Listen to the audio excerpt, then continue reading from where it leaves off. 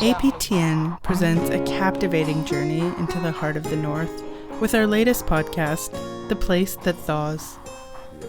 Some areas that used to be safe are no longer safe.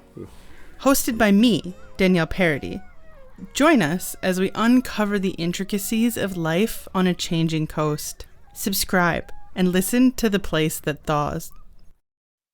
Good evening, I'm Dennis Ward, and this is Face to Face.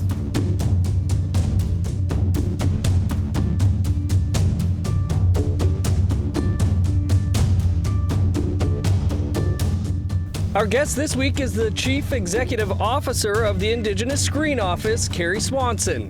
The goal of the ISO is to champion Indigenous screen-based storytellers and narrative sovereignty in Canada through funding and advocacy work, supporting Indigenous companies, communities, and individuals share their stories and perspectives across all screen platforms. Kerry was born and raised in Chapleau, Northern Ontario, in a Cree, Ojibwe, Irish, and French family. She is a member of Michot-Picotin First Nation with familial ties to Chapleau Cree First Nation. Kerry, awesome to have you in studio with us here. Thanks for having me. We kind of laid out what the ISO is, but for those who are unfamiliar with the Indigenous Screen Office, can you talk about what it is and its goals? Yeah, the Indigenous Screen Office is a national funding body and advocacy organization for the Indigenous screen sector. So we fund Indigenous-made content on all screen platforms across the country.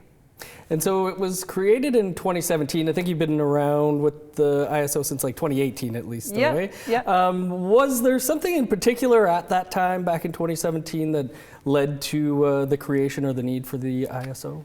Yeah, there was, absolutely. I mean, I have been working in the Indigenous arts and culture sector. I got my start 20 years ago at the Imaginative Film Festival, and we've been advocating for much longer than that time for Indigenous specific funding for the sector, and it just wasn't happening quickly enough. And what we saw was that producers who were non-Indigenous were accessing large amounts of funding to tell Indigenous stories, while Indigenous filmmakers and producers were not able to access that kind of funding to tell their stories. Any examples of those projects back then? I think you have some examples, Dennis. Well, I mean, when you look at the movies that came out in 2017, there was Indian Horse and the documentary Rumble, both pretty well received. And then there was Wind River, a film that was, written by a non-Indigenous person. It's received quite a bit of criticism over the years. I guess, how would you describe the Indigenous content on screens back in 2017? Back at that time, well, the films that you mentioned were not Indigenous made. They weren't owned, controlled, and directed by Indigenous peoples. So if you look, an example I like to give is Tenarjuat, The Fast Runner, right. Made over 20 years ago, 25 years ago now, is constantly cited as one of the most successful Canadian films. Critically, it won the Camera d'Or, a major prize at Cannes Film Festival. It was internationally renowned and continues to be cited as one of the best Canadian films of all time. Written and directed by Zacharias Canuck in the Inuktitut language and filmed up north in Nunavut. That movie should have triggered a flood of funding for Indigenous-made content. And the question we ask, is why didn't it? Right. We've been advocating since that time to have this kind of recognition and funding for what is recognized as being unique and internationally recognized content, and it didn't happen. And so really that's why we needed an organization like the ISO to really make that push. 20 years ago, that's crazy. As soon as you say the name, I can picture the cover of it, where he's wearing the glasses and stuff. It's an iconic film. Yeah, for sure. How would you describe the landscape now in 2024? Yes, I think I'm happy to say, and I think we've all noticed on our screens that things are changing. We've got the Canadian Screen Awards coming up, and Little Bird, an APTN CBC show that is sweeping the awards. And so we're really excited. We supported mentorship and training on that production, and we've got a number of feature film projects, Twice Colonized, Hey Victor, up for feature film and documentary awards. So there's certainly a change. We're seeing it on our screens, and we're certainly seeing a huge number and volumes of applications increasing year on year. So we've got no shortage of Indigenous talent out there wanting to make work on screens. All right. Love Hey Victor. Next week, Cody Lightning will be on this very show. We'll be talking about Hey Victor and much more. So the ISO, like you say, there funds a number of different things. There's the Story Fund, things like training, travel. Can you walk us through some of those and how they can help Indigenous creators? Yeah, absolutely. So our Story Fund is really focused on the creation. So we fund development, and it's important for especially emerging creators to know that they can apply for funding even when their project is at that earlier idea stage and they want to work on a script or they want to really work on their idea before getting to that next phase, which is production. We fund production as well as we have post-production funding. And we are different than a lot of the other funders in the broadcasting sector in that we fund sector development. So we fund capacity building and training initiatives as well through our sector development program. And the third area that we're funding more recently is digital, immersive, and podcasts. And so we're really excited about that. Again, podcasting has become a really important part of the landscape of the screen-based ecosystem, and not a lot of funders are actually supporting podcasts. So we partnered with Google.org and got a fund going, and just recently announced 12 recipients of funding in that program. Really exciting stuff too. What are some of the other projects? You mentioned Little Bird, Hey Victor, that the ISO has helped fund or helped train over its 6 years or so. Over 6 years, one of the ones I'm really proud of is we supported a number of award-winning films during COVID. One of them was Night Raiders by Dennis Goulet. Did really well at the box office and was a really incredible sci-fi genre film that really tackles the stories of residential school in a really powerful way.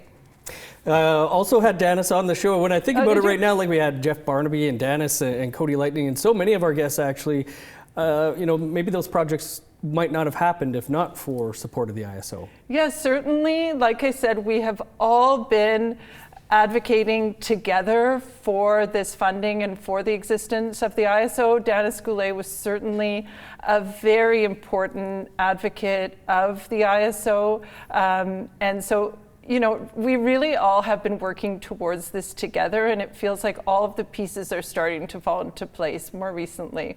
Well, we're going to get into funding in a bit here, but in terms of applicants, do you have any idea how many people have benefited from ISO, and are there people that you have to obviously, I guess, turn away? Yes, there's always, unfortunately, those who are not successful. We fund approximately 150 projects a year, which is, it's a pretty high number. We only have 13 million a year. I say only because it's not enough to achieve the full scope of our mandate, and obviously the requests that we get are much higher than that. So we do our best. Our maximum grant is still only 500,000. So for production, in the production story fund. So it's not enough to really make the impact that we need to make into the future. And so that's the future for us, is continuing to advocate for more funding for these projects. All right. I don't know if you were able to say or no, but 500,000, what's a project like 6 episodes of Little Bird? What would that even cost? Well, usually a series is, I don't know their budget, but for episodic series, you're looking at 1 or 2 million per episode. Right. As on the small budget side. So as I said, we need to be able to increase those numbers in terms of our funding. And for a feature film, I think what we're seeing now, and this is a great thing, is that Indigenous made films are being funded at the higher levels. So we're now seeing Night Raiders was the largest budget feature film at that time, and it was $8 million. So you can see that $500 in a budget that size, $500,000 isn't going to make the kind of impact that we want to as we get into those much larger productions. And as the talent grows, as the industry responds to the content, that's where we need to go. For sure. Much more to talk about here, Kerry, on Face to Face. We just have to step aside for a quick break, but there's more to come. Stick around. Hello, I'm Rick Harp, host of APTN News Brief, a daily podcast version of the nightly broadcast of APTN National News. Available on all major podcast platforms, APTN News Brief is your quick way to hear the headlines every weekday morning. Learn more at aptnnews.ca/podcasts. Welcome back to Face to Face. Our guest this week is the CEO of the Indigenous Screen Office, Kerry Swanson. Kerry, before the break, we were talking about some of the projects the ISO has helped fund over the years. One of the big things lately is the $1 million that the ISO committed to the creation of Iqaluit's first large-scale film and television production studio. Can you tell us about that project and the hopes for it? Yeah, it's such a great example of the kind of impact the ISO can make. We were the first in-funder for a studio spearheaded by Red Marrow, a production company led by two Inuk women living up in Iqaluit and making their work up there. And so our funding of $1 million has actually triggered $3 million in Nunavut and federal funding to support a fully funded studio. So not only the construction of the studio, but actually equipment is going to be fully equipped. And this is going to leave an economic legacy in the community. It was originally tied to the project North of North, which is shooting up there now, but it's going to be a long-term investment in the community. So we're really excited about that. Can you tell us a bit about North of North? Yeah, this is a first ever Netflix Indigenous Canadian project, also supported by APTN and CBC. And it's a 30-minute sitcom based up in Iqaluit. And I think that the impetus of having the possibility of the studio up north allowed them to actually shoot in Iqaluit. It's very expensive to shoot up there, and I think that they were going to possibly have to shoot in the south, in Ontario, if it hadn't have been for the possibility of having the studio there. So we're really excited to be the catalyst for that kind of economic impact and change. And I guess, not just for this production, but for future productions and really building up an industry up there, perhaps. Yeah, exactly. That's what we're all about. We're not just funding projects, we're building an Indigenous screen sector in Canada, and we're really seeing the ripple effect is that it's inspiring people across borders as well, and they're looking at our model and saying, hey, maybe we can do that here too. Nice. The media landscape has no doubt been changing so much in recent years, whether it's the impact of streaming and social media or government legislation, which one of those things is Bill C-11.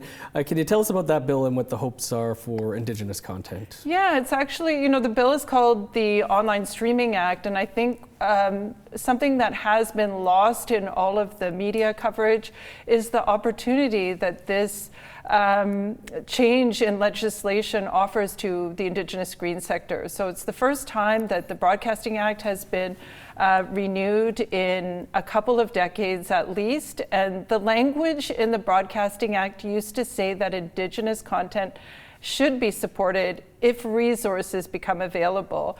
And that if resources become available happens, meant that, we were underfunded, as we've been talking about. Those resources somehow just never became available.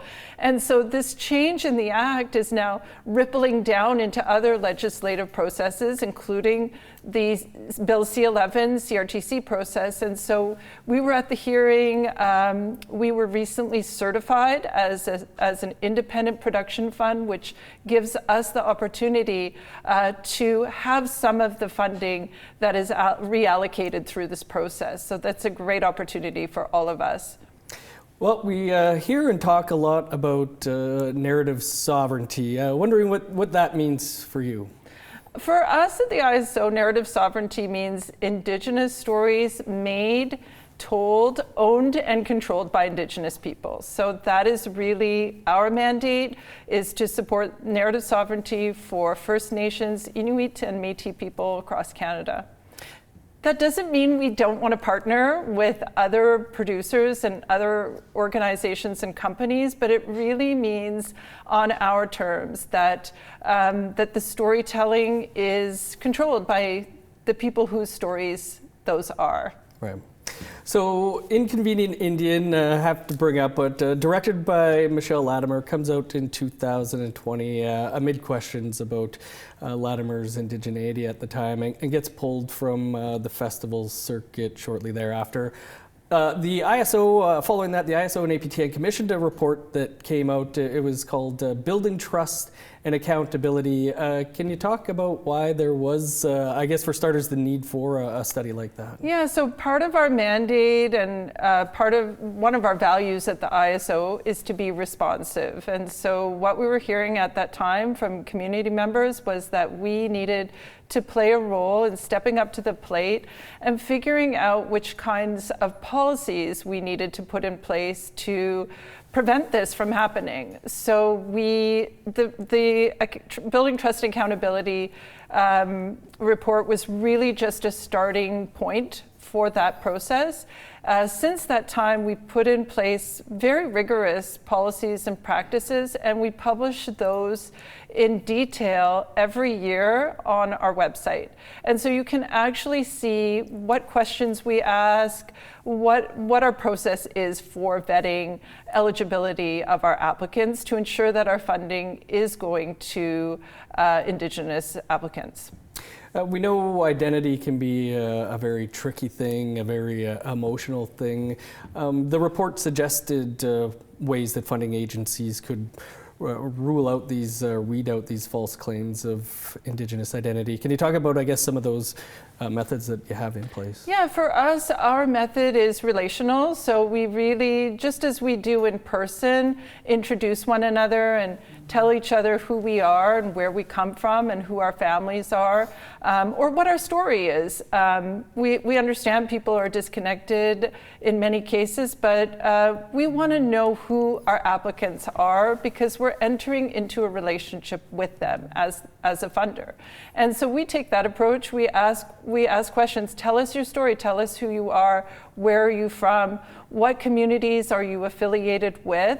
And that's the starting off point. We leave a lot of space for that. And we also have questions woven into the application process in terms of if a project has a community engagement plan, or what the process is if people are telling stories from communities that are not their own, for example. So we've kind of woven it into our entire process. And again, it's very transparent. Anyone can see how we're assessing that and how we're looking at that. Like we said off the top there, around when the ISO was created, there was a lot of non-Indigenous people telling Indigenous stories. Are we seeing a lot less of that now? I think so. We do often get people coming to us who have a story and they want a recommendation for a director or producer. And we're really clear that that's not what we do. We're here to support Indigenous storytellers in telling their stories. So I think it's still out there, but the difference is that it's really about where the funding is directed. And so I think that's the big shift that we're seeing, is that, someone is welcome to tell a story, but they are not eligible for getting funding, public dollars to tell that story in this case. For sure. Kerry, more to talk about here. We just have to step aside for one last quick break, but stick around, there's more Face to Face to come. I'm Kathleen Martins, a reporter with APTN News. Homeless, houseless, shelterless people, they aren't hard to find in Winnipeg. They're on the sidewalks, in bus shelters, and down alleyways. They're living in tents and squatting in empty buildings. They're even sleeping in abandoned cars. But who are they? Hear their stories in my new 5-part podcast called Our Relatives. Listen on your favorite player. Welcome back to Face to Face. Our guest this week is Kerry Swanson, the CEO of the Indigenous Screen Office. And Kerry, it's only been a few weeks now since stable, ongoing funding was announced for the Indigenous Screen Office, $13 million a year. What's that going to mean for the ISO? It's so exciting for us because it means a stable foundation. Prior to this, we only had a 3-year commitment for the government, and it ran out just a month before the latest announcement. So it's really not viable to exist in that kind of precarity, and now we have a strong foundation and we can build and we can grow from here. The ISO, of course, not just reliant on the government or government funding. You have a lot of partners. Can you talk about what those partnerships mean for the projects that are getting done? Yeah, we do, and we'll continue to grow our partnerships, and now we have more time to do that because we don't have to continue focusing on renewing this funding, Right. But we partner with APTN and CBC on a pre-development program where we place content creators in the pre-development stream to kind of fast track the process. We recently, I mentioned, we partnered with Google.org to create a whole new stream of funding in digital and podcasting. So our partnerships are pretty broad. We also fund a lot of partnerships in training and mentorship through our sector development program. So we partner with Telefilm, with Canada Media Fund on our international market development strategy. And so that allows us to represent Indigenous Canada where Canada is being presented in the international context. We've talked about some of the past successes, whether it be Little Bird or Night Raiders. Any projects coming up that the ISO is involved in that you're excited about? Well, I'm really excited about North of North. Right. I think we're all excited about that. They're shooting right now in Iqaluit, so we're super excited about that. We also have the Indigenous Screen Summit coming up at the Banff World Media Festival. This is another partnership program that we do. We have 14 storytellers pitching their projects in Banff, and it's a really exciting, vibrant, it's packed out every year. The room is full, it's full of energy, and people are really looking forward to that. And you were mentioning Hot Docs too, a couple of exciting films going to be there as well. Yeah, so we actually have 3 feature films showing at Hot Docs that were funded by the ISO. Singing Back the Buffalo, which is about the repatriation of the buffalo here on the prairies. Yinta, which is about the Wet'suwet'en protests, pipeline protests. And Wilfred Buck, about the amazing Cree star knowledge keeper, Wilfred, who I heard you'll have on here soon with the filmmaker Lisa Jackson. Absolutely, and we'll have something on Yinta later for you as well. I guess just to kind of wrap up here, Kerry, what would be your vision for the ISO and for Indigenous content on our screens in 5-10 years? Yeah, just more of what we're seeing, bigger budget projects, and we really want to see our content recognized and celebrated and watched across Canada and around the world. Nice. Well, it's been a great couple of years, the last few for sure, for projects on the screen. Kerry, thanks so much for the work you do and for being with us this week. Thank you so much for having me. That is all the time we have for the show this week. You can catch up on any episodes you may have missed by visiting our website, aptnnews.ca. You'll also find this show and past episodes as a podcast there as well. I'm Dennis Ward. Thanks for being with us. We'll see you back here in 7 days.